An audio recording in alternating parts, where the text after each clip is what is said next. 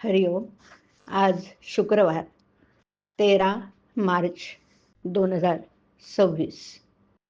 सद्गुरू ब्रह्मचैतन्य गोंदवलेकर महाराज आज आपल्याला प्रवचनातून सांगणार आहेत की परमात्म्यावर पूर्ण निष्ठा पाहिजे. ऐकूया. आई करता रडत असलेलं मूल आई भेटल्याशिवाय रडणं थांबवत नाही. अगदी त्याचप्रमाणे समाधानाकरता आनंदाकरता धडपडणारा आपला जीव परमेश्वर प्राप्त झाल्याशिवाय शांत राहू शकत नाही ना. म्हणून प्रपंचाची काळजी न करता परमेश्वराची प्राप्ती कशी होईल याची काळजी करा. भगवंतावर संपूर्णपणे निष्ठा ठेवल्याशिवाय आपली प्रपंचाची काळजी दूर होणार नाही.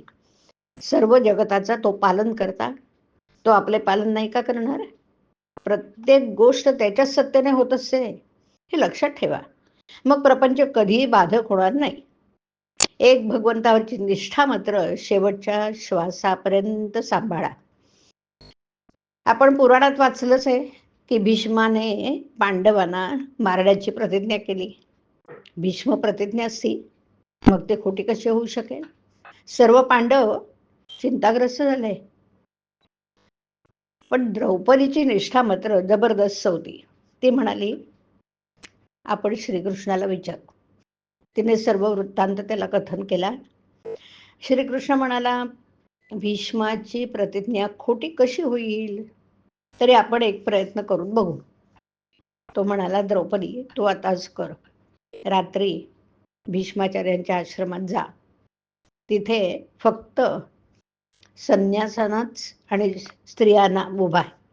मी तुझ्याबरोबर आश्रमापर्यंत येतो. त्यानंतर श्रीकृष्ण द्रौपदीला घेऊन भीष्माचार्यांच्या आश्रमापर्यंत गेले आणि बाहेरच तिचे अलंकार आणि इतर वस्तू सांभाळत बसले. श्रीकृष्णाने तिला आज जाताना सांगितलं की भीष्माचार्य आता झोपत आहेत, अशा वेळी तू आज जा आणि बांगड्यांचा आवाज वाजवून नमस्कार कर. आणि मग त्याप्रमाणे द्रौपदी आत गेली. बांगड्यांचा वाजवून तिने भीष्माचार्यांना नमस्कार केला. त्याने लगेच तिला अखंड सौभाग्यवती भव म्हणून आशीर्वाद दिला. आणि मग त्याने पाहिले तो द्रौपदी. तेव्हा ते म्हणाले द्रौपदी ही अक्कल तुझी खचित नव्हे. तुझ्याबरोबर कोण आहे ते सांग. ती म्हणाली माझ्याबरोबर गडी आणलाय, तो बाहेर उभा आहे.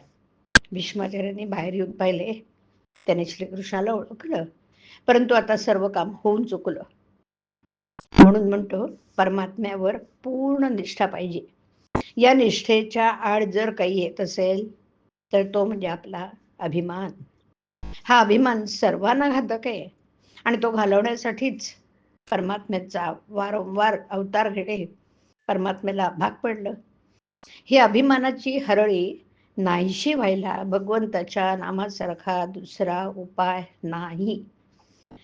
नामावर प्रल्हादाने जशी निष्ठा ठेवली तशी ठेवावी. त्याने नाम श्रद्धेने घेतलं आणि निर्विषय होण्याकरता घेतलं. आपण ते विषयासाठी घेऊ नये. नामापुरते दुसरे सत्य नाही हे समजावे.